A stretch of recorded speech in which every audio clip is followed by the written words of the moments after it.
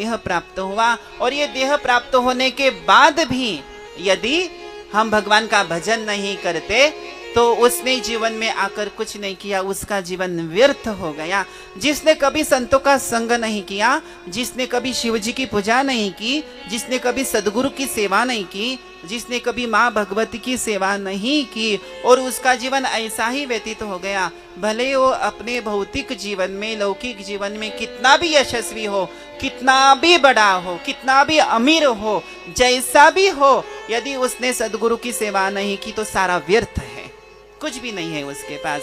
और एक आध व्यक्ति बहुत श्रद्धालु है, साधारण है, जिसकी परिस्थिति ठीक है, अपनी कष्ट करके मेहनत करके वो अपना जीवन व्यतीत कर रहा है, लेकिन उसका भाव भगवान के प्रति बहुत है। भावे भी न भक्ति, भक्ति भी न मुक्ति, बड़े भी न शक्ति बोलू नये, कैसे ने दैवत प्रसन्न त्वरित उगा राहे निवांत शिन शिवाया। जहां भाव नहीं, जहां भक्ति नहीं, जहां सदगुरु के प्रति समर्पण नहीं, उसका जीवन तो व्यर्थ ही है। और जिसका भाव अतिशय शुद्ध है, सदगुरु के प्रति बहुत श्रद्धा है, बहुत समर्पण है, उसने कुछ कमाया चाहे ना कमाया, लेकिन उसने, जिसने सदगुरु की सेवा की, उसने साक्षात सदाशिव की सेवा की, उसने साक्षात शिव जी को प्राप्त किया और किसी को प्राप्त करने की आवश्यकता नहीं है। वो जो बिंदुक था वो अपने कर्मों से पिशाच हुआ। अब हमें ध्यान रखना है कि हमें पिशाच होना है या शिव होना है, ये हमारे हाथ में है, किसी और के हाथ में नहीं है। सदगुरु की कृपा होगी, भगवान की कृपा होगी, तब हम शिवत्व को प्राप्त होते हैं। आप बोलेंगे कि हम जैसे चाहे वैसे रहेंगे और शिवत्व को प्राप्त होगे, नहीं हो सकते। शिवत्व को प्राप्त करने के लिए आपको प्रयास करना पड़ेगा, साधना करनी पड़ेगी, जगना पड़ेगा, सदा शिव जी की सेवा करनी पड़ेगी, अभिषेक करना पड़ेगा, यज्ञ करना पड़ेगा, शांत चित्त होकर, समाहित चित्त करके, मन एकाग्र करके सदा शिव का ध्यान करना पड़ेगा, अंतःकरण निर्मल करना पड़ेगा। करते करते करते फिर हम परमात्मा को प्राप्त कर सकते हैं। इसलिए सदगुरु की सेवा और भगवान की सेवा बहुत आवश्यक है। अब आप सोच लीजिए, आपको पिशाच होना है या शिव होना है या शक्ति होना है, ये आपके ऊपर निर्भर है। इसलिए शिव कथा कहती है, इतना अमूल्य समय प्राप्त होकर हम शिव कथा श्रवण कर रहे हैं, केवल भगवान सदाशिव की कृपा है और हमारे करौली शंकर महादेव धाम दरबार की कृपा है, सदगुरु की कृपा है कि हम यहाँ एकाग्र चित्त होकर सदगुरु के सानिध्य में आके कथा श्रवण कर रहे हैं। साक्षात कामाख्या माँ के साथ, उनके संग में, उनके आंचल में, उनके आश्रय में हम भगवान की ये पवित्र कथा, शिव की कथा श्रवण कर रहे हैं। वो बिंदुक पिशाच हुआ। यहाँ जो उसकी पत्नी थी चंचुला, अपने भाइयों के साथ एक दिन गोकर्ण क्षेत्र चली गई। देखिए, जीव तब तक रहता है जब तक उसके जीवन में सत्संग प्राप्त नहीं होता। आप आ गए, केवल आपके मन में ये ऐसा भाव जागृत हो गया कि मुझे आज शिव कथा श्रवण करनी है, आप आध्यात्मिक मार्ग पे चल पड़े। केवल ये भाव तो आना चाहिए ना। कई ऐसे लोग हैं, इतना बढ़िया, इतना अच्छा अवसर होने के बाद भी शिव कथा श्रवण करने के लिए नहीं आते। और कई ऐसे लोग हैं कि बाबा जैसे भी हो, इतना अमूल्य समय निकाल के हम शिव कथा श्रवण करने के लिए आए हैं। इसलिए बहुत जरूरी है कि शिव कथा श्रवण करें। उसके आध्यात्मिक यात्रा तब प्रारंभ हो गई जब उसने मन में इच्छा कर ली कि मुझे सत्संग करना है, मुझे संसारिक दुख से निवृत्त होना है, मुझे शिव को प्राप्त करना है। केवल ये इच्छा आ गई तो आपकी आध्यात्मिक यात्रा प्रारंभ हो गई। और जब चंचुला आई, केवल घूमने के लिए गई थी गोकर्ण क्षेत्र, जैसे हम पिकनिक के लिए जाते हैं वैसे वो घूमने के लिए गई थी अपने भाइयों के साथ। वहां शिवालय में कथा चालू थी और पंडित जी बता रहे थे यदि हमारे जीवन में बहुत पापाचार होता है, महाराज जी बता रहे थे कि हमारे जीवन में यदि बहुत पापाचार होता है तो व्यक्ति नरक को प्राप्त होता है, उसकी सद्गति नहीं होती। जब उसने ये सुना, शिव कथा सुनी, शिवालय में बैठकर वो कथा श्रवण कर रही थी और श्रवण करते करते करते उसके मन में ये भाव आ गया, अरे अरे मैंने हमारे जीवन में तो कभी सत्कर्म किया ही नहीं, मुझे पता ही नहीं कि सत्कर्म करना चाहिए। देखिए हमारे निश्चय में बहुत बल होता है, हमारा भाव दृढ़ होना चाहिए। भगवान श्री कृष्ण बताते हैं अपि चेत सुदुराचारो भजते माम अनन्य भाग साधुरैव समन्तव्य सम्यक व्यवसितो हि सः।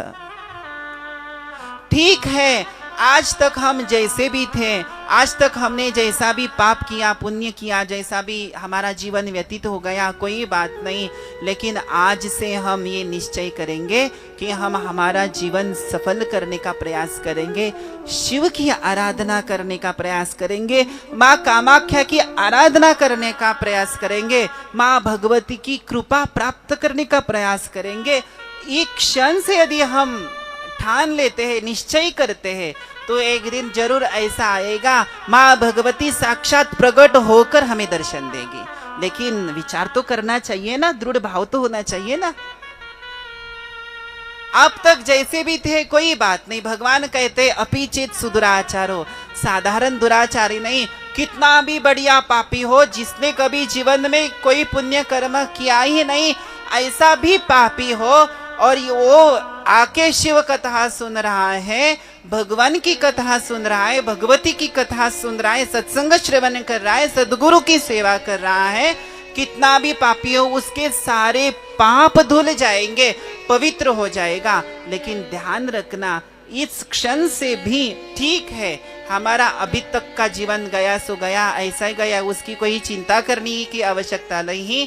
लेकिन सदगुरु की बहुत बड़ी कृपा हो गई, माँ कामाख्या की इतनी कृपा हो गई कि हमें सत्संग शिव कथा श्रवण करने के लिए मिली, सदगुरु की सेवा करने का अवसर प्राप्त हुआ। और सदगुरु की सेवा करने के बाद यदि आपने दृढ़ निश्चय किया कि नहीं, हम हमारा जो परिवार है उसको संभलते संभलते वो जो भी हमारी जो भी इच्छा है उसको पूर्ण करते करते, यदि हम हमारे बच्चों का पालन करते करते, हमारे घर परिवार को संभलते संभलते, यदि हम शिव कथा श्रवण करके आराधना कर रहे, सदगुरु की सेवा कर रहे और मन में ठान लिया कि नहीं अभी तक हुआ जो हुआ, लेकिन इस क्षण से एक क्षण भी परमार्थ के लिए बहुत आवश्यक है।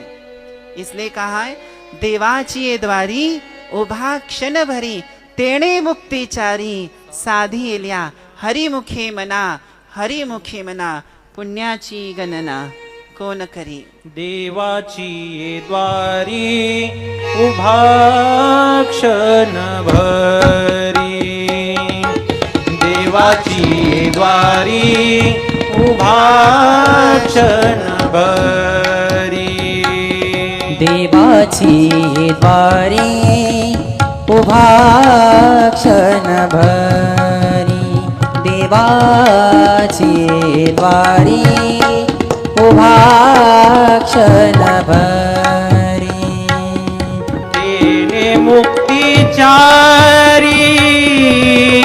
साधिएल्या, तेने मुक्तिचारी साधिएल्या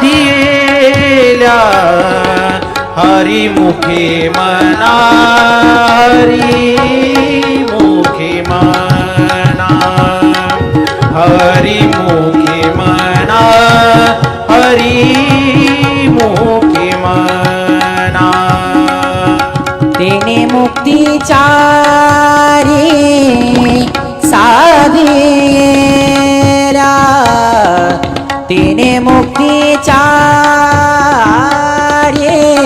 साधिएल्या हरिमुखे मना, हरिमुखे मना, हरिमुखे मना, हरिमुखे मना, हरि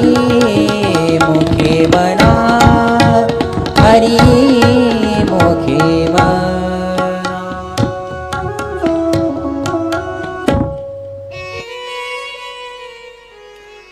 ओम नमः पार्वती पतये शिव हर हर हर महादेव। सच्चे दरबार की जय। यदि हमारे जीवन में ऐसा एक क्षण भी आया कि बस आज के बाद कोई हम पापाचरण नहीं करेंगे, प्रायश्चित हुआ कि जो भी हुआ कोई बात नहीं, जितने भी पाप हो गए, जितना भी दुराचार हो गया कोई बात नहीं, लेकिन उस पाप का प्रायश्चित करेंगे, सद्गुरु की सेवा करेंगे, निर्मल भाव से संतों की सेवा करेंगे, सज्जनों की सेवा करेंगे, निर्मल भाव से माँ भगवती की सेवा करेंगे और अपना जीवन सफल करेंगे। यदि ऐसा एक क्षण भी हमारे जीवन में आ गया तो आपका उद्धार हो गया। तेणे मुक्तिचारी साधी एल्या। संत ज्ञानेश्वर महाराज कहते हैं, देवाची द्वारी उभा क्षण भरी। एक क्षण के लिए यदि हम भगवान के द्वार पे जाके खड़े रहते हैं और शुद्ध भाव से भगवान का ध्यान करते हैं, नमन करते हैं, दर्शन करते हैं, तो उसको 4 मुक्ति की प्राप्ति हो जाती है। और यदि ऐसा दृढ़ निश्चय किया जिसने कि ठीक है, इसलिए तो सत्संग बहुत जरूरी है, पीछे का कोई विचार करने की आवश्यकता नहीं। भगवान ने बहुत बढ़िया मौका दिया कि अब तक हुआ सो हो गया, कोई बात नहीं, गई सो गई, लेकिन अभी जितनी बची जिंदगी है उसको तो सुधार लेना चाहिए। और अंतिम क्षण तक भगवान हमें मौका देते हैं, अंतिम क्षण तक देते हैं कि बाबा ए जीव जीवत्व को नष्ट कर शिवत्व को प्राप्त हो, ऐसा मौका वो हमें अंतिम क्षण तक देते हैं। लेकिन ये जीव ऐसा होता है, वो बार बार हमें बताते हैं कि हमें भजन करना चाहिए, बार बार बताते हैं कि सेवा करनी चाहिए, लेकिन ये जीव सेवा नहीं करता, आलस्य करता है। ऐसा क्षण जीवन में आना चाहिए। जब उस चंचुला ने कथा सुनी और उसको पता चला कि अरे बाप रे, हमने तो जीवन में कभी सदाचार नहीं किया, बहुत दुराचार किया है। कथा सुनी और सुनने के बाद मन में ऐसा भाव आया कि हमने तो बहुत बड़ा पाप किया, लेकिन अब इस पापों से उद्धार करने के लिए कौन समर्थ है। तब वो जो महाराज जी कथा बता रहे थे उनके पास गई। त्वमेव मे गुरुर ब्रह्म त्वम माता त्वम पितासि च उद्धरोद्धर माम दीनाम त्वामेव शरणम गतम। देखिए, ईश्वर को प्राप्त करना है तो सद्गुरु की शरण लेनी पड़ती है। बिना सद्गुरु की शरण लिए इस जीवन का उद्धार नहीं हो सकता। वो महाराज जी के पास गई, सद्गुरु के पास गई, संतों के पास गई और उन्होंने कहा कि हे भगवान, मेरे जीवन में तो बहुत सारे पाप हो गए, लेकिन अब मैं इस पाप को धोना चाहती हूँ, मुझे बहुत पश्चाताप हुआ है, अब मैं इसको दूर करना चाहती हूँ, मुझे ऐसा साधन आप बताइए।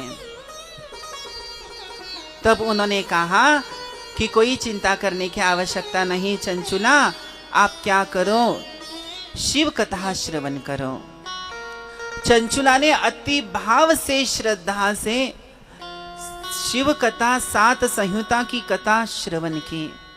कथा श्रवण करने के बाद मन में बहुत पवित्र भाव श्रद्धा जागृत हो गई और श्रद्धा के साथ वो भगवान का भजन करने लगी। जितना भी जीवन बाकी था बहुत श्रद्धा के साथ हर दिन नमः शिवाय नमः शिवाय नमः शिवाय का जप करते करते करते करते भगवान की आराधना करते करते अपना जीवन व्यतीत करने लगी। और भगवान सदाशिव की ऐसी कृपा हो गई, शिव महापुराण की ऐसी कृपा हो गई, कैलाश से चंचुला को लेने के लिए भगवान का विमान आ गया। शिव पुराण में कथा है, महात्मा में ऐसे बताया कि चंचुला को लेने के लिए विमान आ गया। वो विमान में बैठ गई और अतिशय दुर्लभ जो कैलाश धाम है, जहां नित्य भगवान सदाशिव माँ भगवती के साथ भगवान श्री गणेश के साथ, कार्तिकेय भगवान के साथ जहां निवास करते हैं, ऐसे पवित्र धाम को चली गई। वहां शिव जी के दर्शन हुए। नीलग्रीवम पंचवक्त्रम त्र्यंबकम चंद्रशेखरम वामांगे बिभ्रतम गौरीम विद्युत पुंज समप्रभाम। जहां साक्षात मां कामाख्या, जहां साक्षात मां भगवती विद्युत के समान, बिजली के समान अतिशय तेजस्वी प्रभावान है, ऐसे भगवान सदाशिव कर्पूर व गौरव जो है वो वहां विराजमान है। ऐसे पवित्र दर्शन उसको हुए। देखिए, कथा श्रवण करते करते जब भगवान का वर्णन होता है तब हमें भी ध्यान करना चाहिए कि चंचुला को कैसे दर्शन हुआ। देखिए, बहुत पवित्र, बहुत तेजस्वी मां भगवती और बहुत सौम्य स्वरूप में साक्षात भगवान सदाशिव कैलाश में विराजमान है और उनका नित्य दर्शन कौन करती है? चंचुला करती है। जब ऐसे दर्शन हुए, दर्शन होने के बाद इतना बड़ा भाग्य उसको प्राप्त हुआ कि वो साक्षात मां भगवती पार्वती माता की वो सखी हो गई, वो मां भगवती की सेवक हो गई। देखिए, जीवन में कितना बड़ा अवसर प्राप्त हुआ। किसका फल है? शिव कथा का फल है। उसने शिव कथा सुन ली चंचुला ने और साक्षात मां भगवती की सेविका हो गई और मां भगवती की सेवा करती थी। सेवा करते करते करते एक दिन मन में, चंचुला के मन में भाव आ गया कि हे जगदम्बिके, मुझे ये बताइए कि जो मेरा पति है, जो दुराचारी था, वो दुराचारी कहाँ चला गया है? उसकी भी सदगति होनी चाहिए। उसने ऐसी कामना की। मां भगवती पार्वती ने बताया कि चंचुला तेरा जो पति था, बिंदुक था, वो विंध्याचल में जाके एक पिशाच बना हुआ है और वो पिशाच बहुत दुख, बहुत कष्ट सहन कर रहा है। जब ऐसा सुना चंचुला ने तो मां भगवती से उसने प्रार्थना की कि मां भगवती उसके उद्धार का साधन कीजिए। तब मां पार्वती ने बताया, चंचुला चिंता मत करो, तुम्बुरु नाम का एक गंधर्व है, उसको बुलाया और बुलाने के बाद उस कि तुम्बुरु विंध्याचल में जाओ, वहां पिशाच है, उस पिशाच को शिव कथा सुनाओ और उसको आदर के साथ कैलाश ले आओ। जो पिशाच हो चुका था, जिसका उद्धार कोई नहीं कर सकता था, ऐसा पिशाच जो बिंदुक है, उसका उद्धार करने की कामना उसके पत्नी ने चंचुला ने मां पार्वती के पास की। तो पार्वती ने तुम्बुरु नाम का जो गंधर्व है, अपना गंधर्व है, वो भेजा विंध्याचल में। तुम्बुरु विंध्याचल में गया और जहां पिशाच था वहां चला गया। लेकिन पिशाच है, जहां गंधर्व, जहां देव होते हैं, वहां तो पिशाच रहते नहीं, वो भाग जाते हैं। जहां सदगुरु है, जहां साक्षात शिव है, जहां शिव का नाम है, वहां पिशाच नहीं रहता।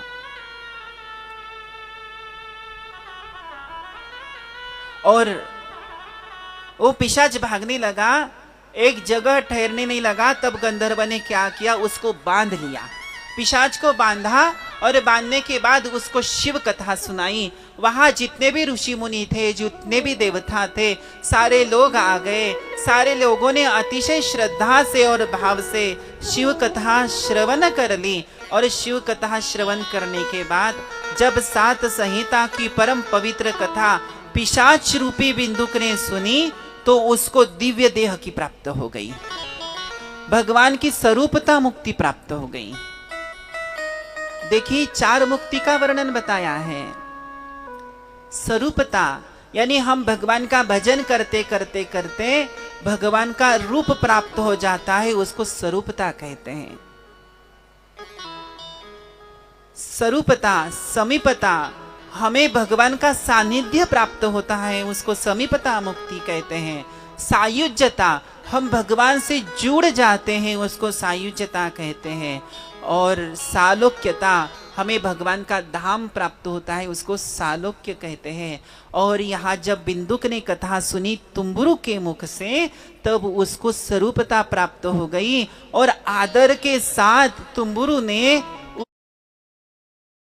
उस गंधर्व ने पिशाच को, जो अपने पिशाच रूप को छोड़ दिया और शिवत्व को प्राप्त हो गया, वो विमान में बैठ के अपने पत्नी चंचुला के साथ कैलाश में आ गया।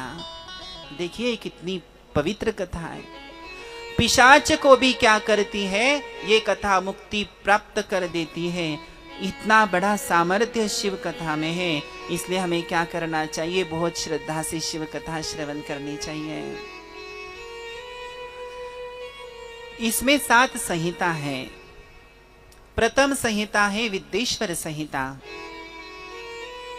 उसमें व्यास महर्षि भगवान सदाशिव का मंगलाचरण करते हैं।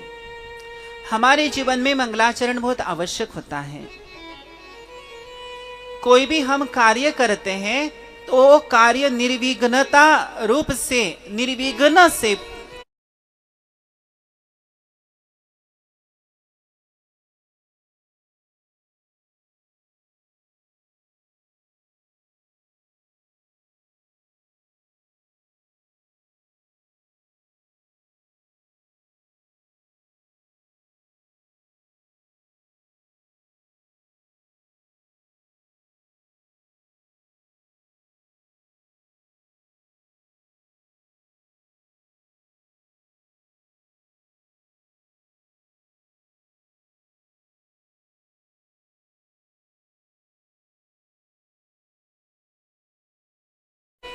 पूर्ण हो। ओके, इसलिए भगवान का जो स्मरण किया जाता है, जो मंगल आचरण किया जाता है, उसको मंगलाचरण कहते हैं। इसलिए कोई भी हम यदि कार्य करते हैं, उस स्मरण किया जाता है, जो मंगल आचरण किया जाता है, उसको मंगलाचरण कहते हैं। इसलिए कोई भी हम यदि कार्य करते हैं, उस कार्य के आरंभ में भगवान का नाम लेना चाहिए, तब हमारे जीवन में मंगल होगा। हम अपने भाव से मैं कर रहा हूं ऐसा भाव कभी नहीं लाना। जो भी कार्य के लिए प्रवृत्ति होगी, जो भी सत्कार्य हम करेंगे, उस कार्य के आरंभ में हमें भगवान का स्मरण करना चाहिए। स्मरण कर रहे हैं तब मंगलाचरण करते हैं। आद्यंत मंगलम जात समान भावम, अंत में अर्थात सदा सर्वदा उसके जीवन में मंगल प्राप्त हो जाता है, का स्मरण करता है। इसलिए भगवान का जो शरीर है वो अतिशय मंगलकारी है और भगवती का शरीर भी मंगलकारी है। इसलिए कहा है सर्व मंगल मांगल्ये शिवे सर्वार्थ साधिके शरण्ये त्र्यंबके गौरी नारायणी नमोस्तुते। जो सदा सर्वदा हमारे जीवन में मंगल का वर्षाव करती है, ऐसी माँ भगवती पार्वती, माँ अंबिका जगदम्बिका अतिशय मंगल स्वरूप है और वो अपने भक्तों के जीवन में अजर है। जीव मर जाता है लेकिन शिव का ना आदि है ना अंत है। काल भी जिसको भयभीत होता है, ऐसा महाकाल अर्थात भगवान सदाशिव है, जो अपने भक्तों को कालों से बचाता है, काल से बचाते हैं। ऐसे कालों के भी काल साक्षात महाकाल भगवान सदाशिव है। इसलिए सदाशिव का नाम लेना चाहिए, स्मरण करना चाहिए। देखिए, नाम में और मंत्र जाप में थोड़ा सा अंतर है।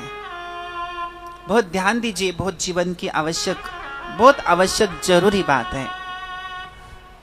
जब हमें हमारे सद्गुरु के पास जाकर यदि कोई मंत्र मिलता है, परंपरा से मंत्र मिलता है, तो उस मंत्र का जप करना चाहिए। उस मंत्र का जप करते समय हमें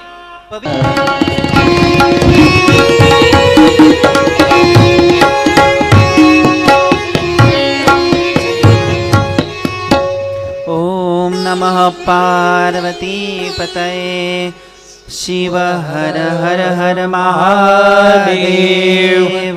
सच्चे दरबार की जय। सद्गुरुदेव भगवान की जय। जो भी अपने मुख से शिव का नाम लेते हैं उनके जीवन में कभी भी काम बाधित नहीं होता, क्रोध बाधित नहीं होता, उसका नित्य कल्याण हो जाता है। और जो हमारे मन को, हमारे आत्मा को प्रकाशित करते हैं, नहीं जो केवल हमारा आत्म स्वरूप है, ऐसे चिदानंद रूप शिवोहम शिवोहम, ऐसे भगवान सदाशिव हैं। यदि भगवान शिव की शक्ति हमारे अंतःकरण में नहीं होती तो आप जीवित रह सकते हैं? आप ध्यान दीजिए, यदि हमारे अंतःकरण में शिव ना हो, यदि हमारे अंतःकरण में भगवान सदाशिव का निवास ना हो, ईश्वर का निवास ना हो, तो ये जीव रह सकता है? नहीं रह सकता। उनके कारण ही हम हैं। अभी तो हमें भान हो रहा है कि हम हैं, हम ये व्यक्ति हैं, यहाँ बैठे कथा सुन रहे, मेरा नाम ये है, मेरा नाम वो है, मेरे ये लोग हैं, ऐसे हम अभी सोच तो रहे। लेकिन जब आप कथा सुनकर जाएंगे और भोजन करके जब विश्राम करेंगे, आराम लेंगे, और आराम करते करते सोने के बाद जब आप निद्रा में चले जाएंगे, तब आपको पता चलेगा आप कौन है। ऐसी निद्रा आती है, ऐसी सुषुप्ति आती है, इतनी गहरी निद्रा आती है। जब आप गहरी निद्रा में होते हैं तब आपको पता नहीं है कि आप कौन हैं, किस जगह सोए हैं, आपका नाम क्या है, आपको पता है? नहीं पता। आपके कौन लोग हैं ये भी नहीं पता। आप जिस स्थान पे बैठे वो भी नहीं पता। आपको ये भी पता नहीं कि हम हैं या नहीं। उठने के बाद पता चलता है कि बाबा हम इस घर में हैं। कभी कभी तो ऐसा होता है कि किसी और जगह में जाने के बाद तो 2 मिनट में समझ में नहीं आता कि हम कहाँ हैं। जब हम गहरी निद्रा में जाते हैं तब हमें ये पता नहीं कि हम कहाँ हैं, कौन है। फिर हमारी रक्षा कौन करता है? आप विचार करिए, प्राणस्य प्राणम, श्रुति माता कहती है, वेद पुराण कहते हैं कि शिव हमारे प्राण का भी प्राण है, मन का भी मन है, चक्षु का भी चक्षु है। हमें देखने की दृष्टि कहां से आती है? आपके हाथ में नहीं है। अभी देखता देखता व्यक्ति अंध हो सकता है, आपके हाथ में है? नहीं। चलते चलते कोई बीमार हो गया, उसकी दृष्टि चली गई, आपके हाथ में है? नहीं। अच्छा खासा व्यक्ति बैठा है, सुना है, कहीं जा रहा है, बैठते बैठते ही पागल हो जाता है, उसको पता भी नहीं चलता कि वो कौन है। हम अच्छे हैं, हमारे ऊपर भगवान की कृपा है, हमें अच्छे नेत्र दिए, अच्छे हाथ दिए, अच्छे पैर दिए, अच्छा अंतःकरण दिया है, अभी तक तो अच्छा संभाला है। क्यों संभाला है? क्योंकि शिव की कृपा, शिव अंतःकरण में आत्म रूप से विराजमान है। शिव है इसलिए ये जीव सुख का अनुभव कर सकता है।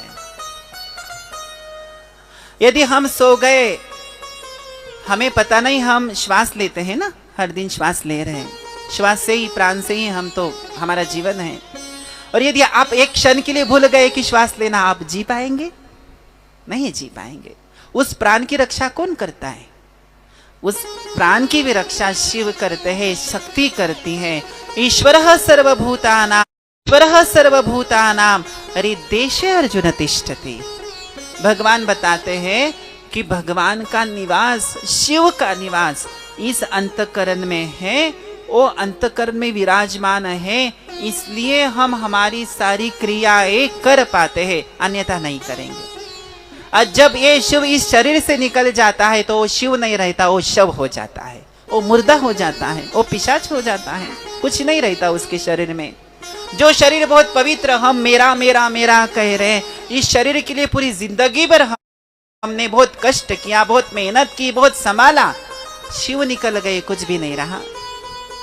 प्राण निकल गए, कुछ भी नहीं रहा।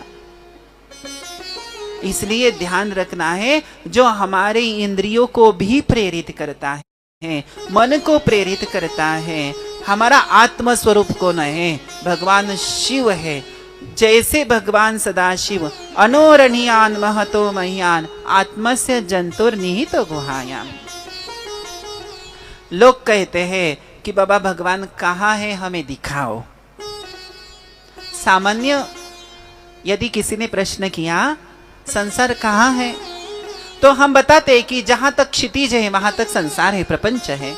जो भी हमें दिखाई दे रहा है या नहीं दिखाई देता वो प्रपंच है, संसार है। लेकिन यदि आपने किसी संत से प्रश्न किया कि संसार कहाँ है, कहाँ तक है, तो वो बोलेगा, हम बताएंगे कि संसार बाहर है। हम बताते हैं ना कि ये संसार है,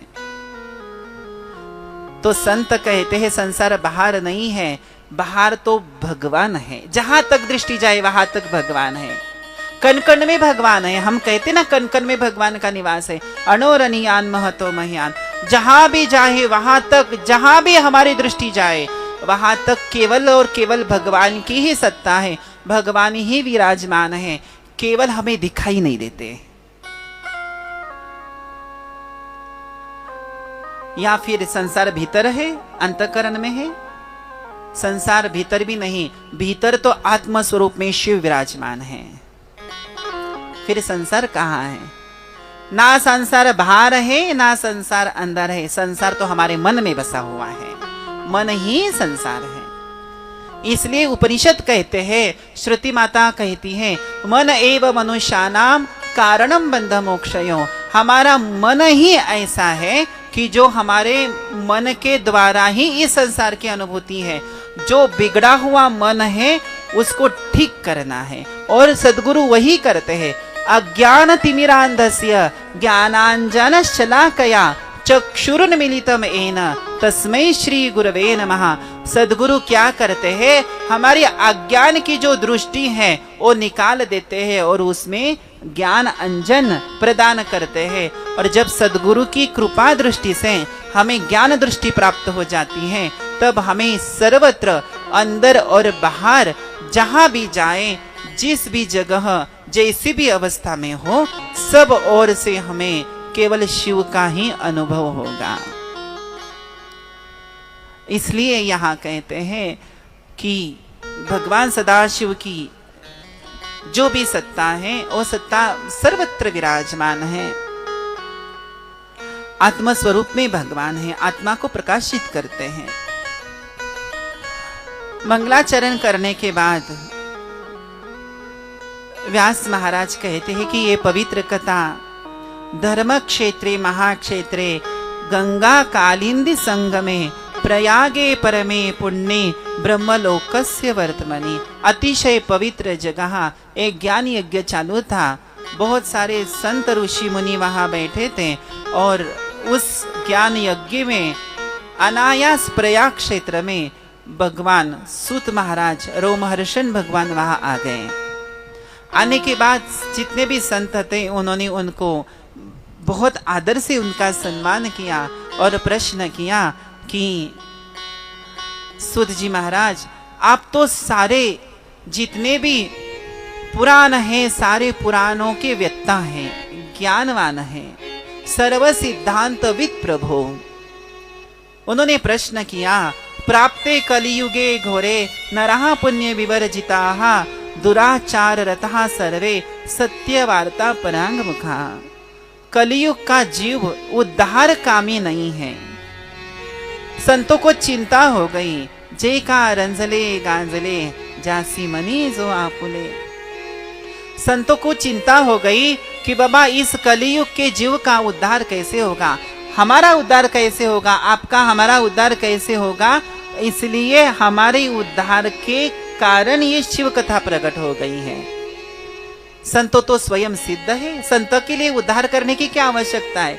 जिनके स्मरण से सारे लोग उद्धारित हो जाते हैं, वो संत चर्चा करते हैं किसके लिए, इस सामान्य जीव का कल्याण हो। इसलिए जब ऐसा प्रश्न किया तब उन्होंने कहा कि बाबा आपका जो प्रश्न है, इति चिंता कुलम चित्तम जायते सततम हीनः। उन संतों को चिंता हो गई, मुनियों को चिंता हो गई कि ये जीव बहुत पापरत है, कलियुग में उस जीव का उद्धार होना चाहिए। बहुत दुखी जीव है, बहुत मेहनत करता है, बहुत इसको दुख हो रहा है, बहुत कष्टी है, उसको शांति प्राप्त हो, उसको शिव की प्राप्ति हो। इसलिए कलियुग में बहुत सुलभ और बहुत जो अच्छा साधन है वो साधन बताइए। ऐसा प्रश्न किया तब बताते हैं वेदांत सार सर्वस्वम पुराणम चैवम उत्तमम। वेदांत और संपूर्ण वेदों का सार जो है वो श्रेष्ठ पुराण है, शिव पुराण है। उस शिव पुराण की कथा भगवान सुत महाराज जी यहाँ करते हैं। एक बार मुनियों के मन में ऐसे विवाद आया, ऐसी शंका आई कि बाबा कौन श्रेष्ठ है, कौन सा ऐसा तत्व श्रेष्ठ है। जब वो विवाद कर रहे थे और जब विवाद ज्यादा हुआ, कोई समस्या का हल नहीं कर पा रहा, तब सारे मुनि भगवान ब्रह्मदेव के पास गए और ब्रह्मा जी के पास जाके प्रश्न करने लगे कि हे ब्रह्मादेव, हमें बता दीजिए कि सर्वश्रेष्ठ कौन है, जिसको जानने के बाद और किसी को जानने की आवश्यकता नहीं, जिसका स्मरण करने के बाद और किसी का स्मरण करने की जरूरत नहीं। ऐसा परम तत्व कौन सा है जिस तत्व को जानने के बाद अन्य तत्व जानने की आवश्यकता नहीं। तो ब्रह्मदेव बताते हैं यतो वाचो निवर्तन्ते अप्राप्य मनसा सह यस्मात् सर्वमिदं ब्रह्म विष्णु रुद्रेंद्र पूर्वकम। जो वही शिव तत्व सर्वश्रेष्ठ है, उस शिव तत्व को जानने के बाद और कौन सी इस संसार में चीज जानने की आवश्यकता नहीं। एक शिव का ज्ञान होने के बाद सब चीजों का ज्ञान हो जाता है। ऐसे परम ज्ञान स्वरूप भगवान शिव है और उसका हमें क्या करना चाहिए। एष देवो महादेवः सर्वज्ञो जगदीश्वरः। ऐसे जगदीश्वर महादेव का हमें भजन करना चाहिए, उनका श्रवण करना चाहिए, उनका मनन करना चाहिए। मुक्ति का एकमात्र साधन भगवान सदाशिव का भजन है। एक दिन सरस्वती नदी के तट पर भगवान वेदव्यास ऋषि तपस्या कर रहे थे। करते करते सनत कुमार ऋषि वहां आ गए और उन्होंने प्रश्न किया व्यास महर्षि ऋषि से और पूछा कि आप तपस्या क्यों कर रहे हैं। महर्षि बता रहे हैं, वेदव्यास ऋषि बता रहे हैं कि हमने जीवन में बहुत कार्य किया, बहुत ग्रंथों की रचना की, लेकिन अभी तक हमें मुक्ति का साधन प्राप्त नहीं हुआ। तब सनत कुमार उनको उपदेश देते हैं भगवान सदाशिव का श्रवण अर्थात महापुराण का श्रवण करना चाहिए, मनन करना चाहिए, चिंतन करना चाहिए। यदि जीव को श्रवण मनन चिंतन से ही मुक्ति प्राप्त होती है, ऐसा साधन बताया है, बहुत विस्तार से बताया है, लेकिन हम विस्तार नहीं करेंगे। मुनियों ने प्रश्न किया वरे मात्रे तु सर्वत्र पूज्यन्ते देवता गणाः लिंगे वरे च सर्वत्र कथम संपूज्यते शिवः। थोड़ा ध्यान दीजिए। एक ऐसा प्रश्न मुनियों ने किया कि बाबा जितने भी देवता हैं, सारे देवताओं की विग्रह का पूजन होता है। हम यदि माँ भगवती का पूजन करना चाहते तो अष्टभुजा की प्रतिमा हमारे सामने चाहिए, उनकी मूर्ति हमें चाहिए। भगवान विष्णु की पूजा करते हैं तो चतुर्भुज मूर्ति हमें उनकी सामने चाहिए। किसी भी देव देवताओं की यदि हम पूजा करते हैं तो उनकी मूर्ति की पूजा होती है, शिव जी के मूर्ति की पूजा नहीं होती। शिव जी के लिंग की पूजा होती है, शिवलिंग की पूजा होती है, शिव पिंडी की पूजा होती है। उन्होंने प्रश्न किया कि सारे देवताओं की मूर्ति की पूजा होती है, फिर शिव के मूर्ति की पूजा क्यों नहीं होती, शिव जी की पिंडी की पूजा क्यों होती है, ऐसा प्रश्न किया है। क्यों शिव पिंडी की पूजा करते हैं, हम क्यों शिवलिंग की पूजा करते हैं, और ये शिवलिंग कहाँ से प्रकट हुआ, कैसे प्रकट हुआ, ऐसा प्रश्न किया। और जब ऐसा प्रश्न किया तब सुत महाराज जी के मन में बहुत एक पवित्र भाव प्रकट हुआ और शिवलिंग का प्रागट्य कैसे हो गया इस भूतल पर, उसकी कथा कहने लगे। बताते हैं कि एक दिन भगवान श्री नारायण वैकुंठ में अपने धाम में शेष नारायण के ऊपर शय्या कर रहे थे, योग निद्रा में थे। माँ भगवती लक्ष्मी माता उनकी चरण सेवा कर रही थी। उस समय ब्रह्मा जी आए।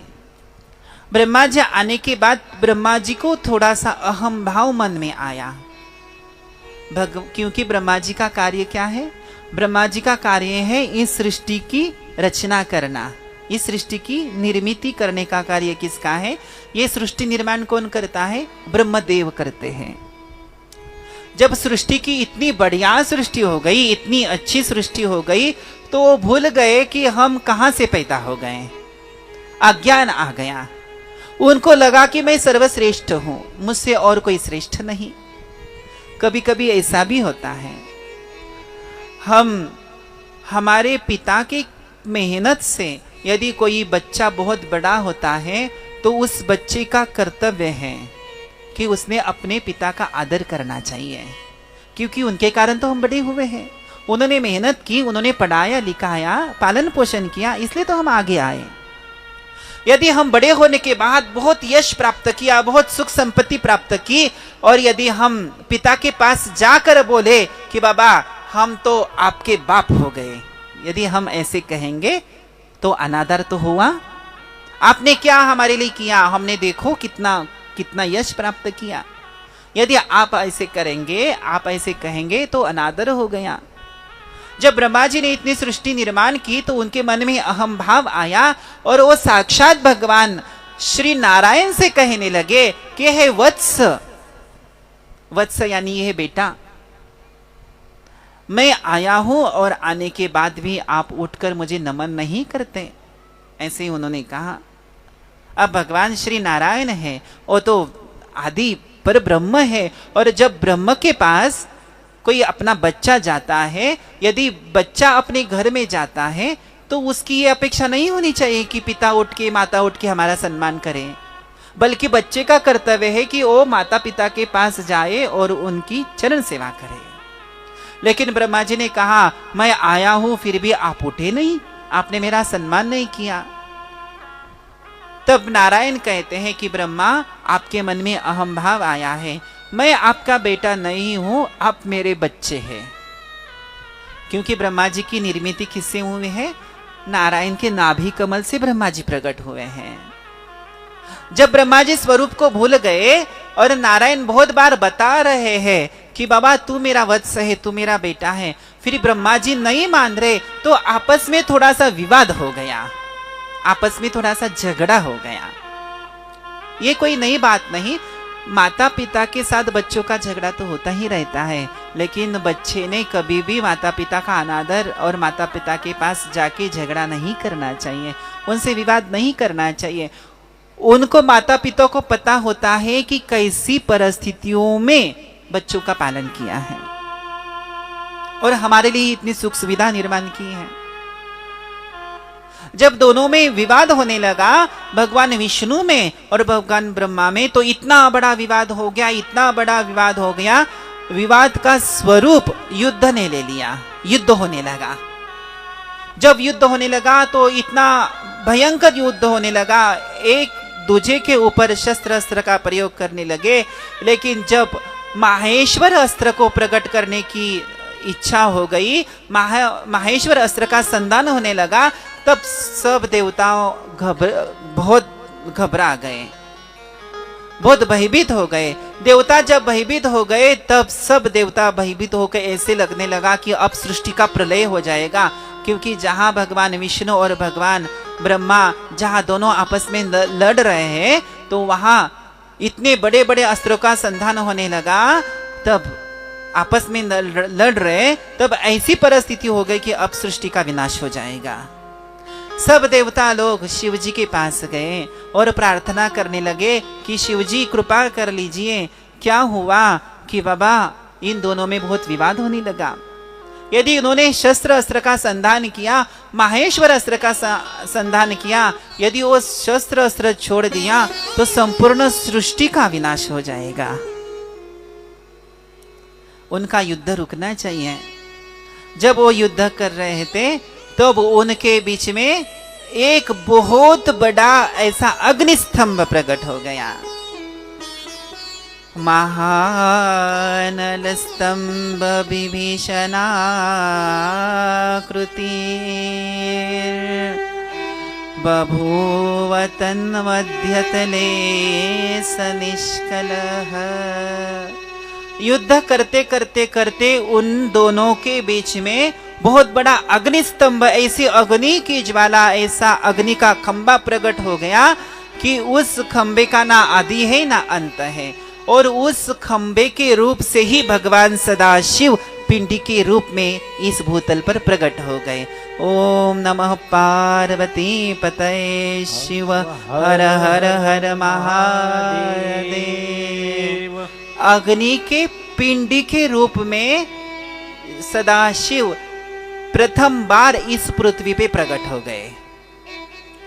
और वो ऐसी अग्नि ज्वाला थी, ऐसा अग्नि स्तंभ था, बहुत बड़ा अग्नि स्तंभ था।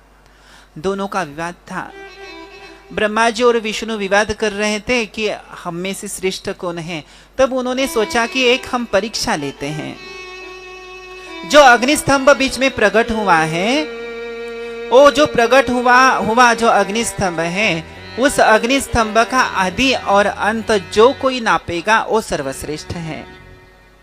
जब ऐसा हुआ कि बाबा कौन इसको मापेगा, तब हंस को लेकर हंस पर आरूढ़ होके ब्रह्मदेव ऊपर की ओर चले गए और भगवान विष्णु शुकर का रूप धारण करके पृथ्वी तल में चले गए।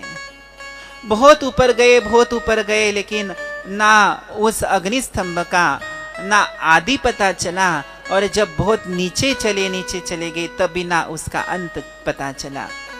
थक के भगवान विष्णु आ गए नीचे से ऊपर और बैठे और हाथ जोड़ के बोले कि इसके अग्नि स्तंभ का ना आदि है ना अंत है। जहां भी जाए वहां तक केवल वो अग्नि स्तंभ यानी शिव सत्ता ही दिखाई दे रही है।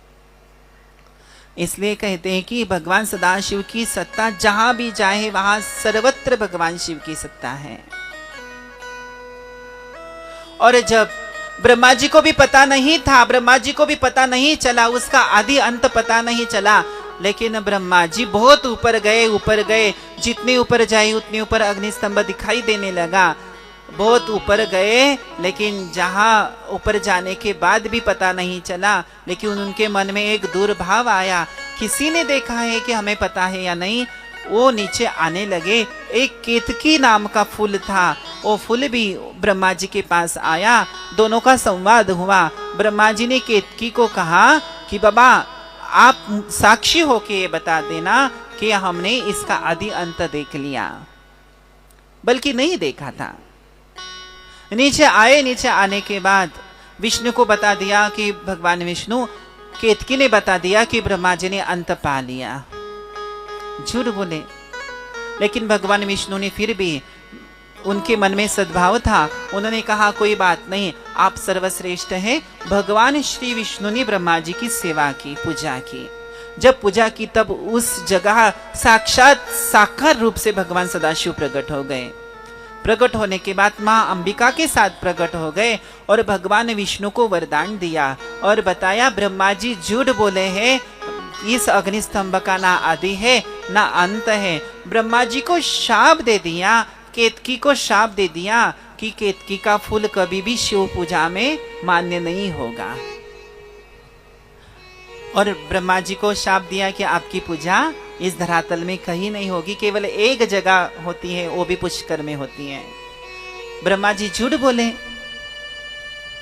इसलिए आप जहां भी जाए आपको शिव जी के, भगवान विष्णु के, भगवती के, बहुत सारे देवताओं के विग्रह दिखाई देंगे, मंदिर दिखाई देंगे, लेकिन ब्रह्मा का कहीं भी मंदिर आपको दिखाई नहीं देगा, क्योंकि भगवान सदाशिव का शाप है। उन्होंने झूठ बोला। लेकिन जब शरणागति कर ली, उनको पश्चाताप हुआ, तब एक जगह दी और वो जगह है पुष्कर।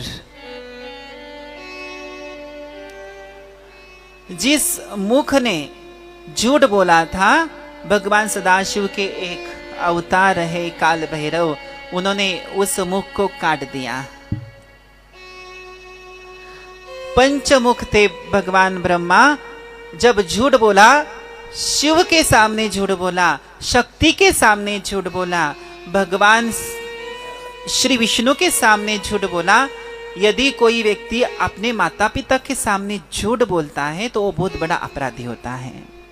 उसने झूठ बोला तो उसका जो मुख है वो मुख काट लिया। ब्रह्मा जी के 5 थे, एक काट लिया जिसने झूठ बोला। हमारे पास तो एक ही है। देखिए, भगवान सत्य स्वरूप से अंतःकरण में विराजमान है। आपको ज्ञान होगा, आप बोलेंगे कि भगवान हमारे अंतःकरण में कैसे विराजमान है, हमें अनुभूति नहीं आती। अवश्य आती है, थोड़ा सा ध्यान दीजिए। आप दिन भर कितना भी झूठ बोले, किसी और को कितना भी झूठ बोले, आपको कुछ नहीं लगता। ठीक है, कोई बात नहीं, व्यवहार है, व्यवहार में झूठ बोलना पड़ता है, ऐसे बोलते हैं। झूठ नहीं बोलना चाहिए, कभी भी नहीं। किसी को फंसाना नहीं चाहिए। अध्यात्म शास्त्र कहता है सत्यम वद धर्मम चर, सत्य का ही परिपालन करना चाहिए। झूठ का सहारा जीवन में कभी भी, कैसी भी परिस्थिति हो, झूठ का सहारा नहीं लेना चाहिए। आप जीवन में दिन भर कितना भी, किसी को भी, 100 लोगों को यदि आप झूठ बोलते हैं तो आपको कुछ नहीं लगता, ठीक है, ऐसा भाव आता है। लेकिन यदि आपको कोई व्यक्ति आकर झूठ बोलता है तो आपको सहन नहीं होता। होता है सहन? यदि किसी ने आपको झूठ बोला, आके किसी ने आपके साथ छल कपट किया, भले आपने दिन भर 10 लोगों को झूठ बोला, आपको कुछ नहीं लगा, लेकिन एक आध व्यक्ति ने आपको आकर यदि झूठ बोला तो आपको सहन नहीं होता। आप मुझे आके झूठ बोलते हैं, आप ऐसे कहते कि नहीं कहते? क्यों कहते? क्योंकि सत्य स्वरूप परमात्मा अंतःकरण में विराजमान है, उसको झूठ सहन होता ही नहीं। अब ब्रह्मा जी के 5 मुख थे, एक काट लिया, 4 रह गए। हमारे पास तो एक ही है और ना जाने कितना झूठ बोलते, फिर हमें क्या करना चाहिए बताइए? तो ऐसे बताते हैं कि ये जो वृत्ति है, उस वृत्ति को काटना ही, झूठ को काटना है, झूठ का मुख काट देना है। असत्य की वृत्ति है, जो बुरी वृत्ति हमारे अंतःकरण में है, जो बुरे विचार है, बुरे विचार को काटना ही ये मुख काटना के बराबर है। और अच्छे सद्विचारों को हमें प्रेरणा देनी चाहिए। जब वो शिवलिंग प्रकट हुआ और जो अग्निस्तंभ प्रकट हुआ, जिस जगह प्रकट हो गया उसको अरुणाचल प्रदेश कहते हैं। और जब वो प्रकट हुआ, प्रकट होने के बाद जिस दिन प्रकट हो गया उसको महाशिवरात्रि का दिन कहते हैं। इसलिए महाशिवरात्रि के दिन भगवान शिवलिंग की पूजा की जाती है।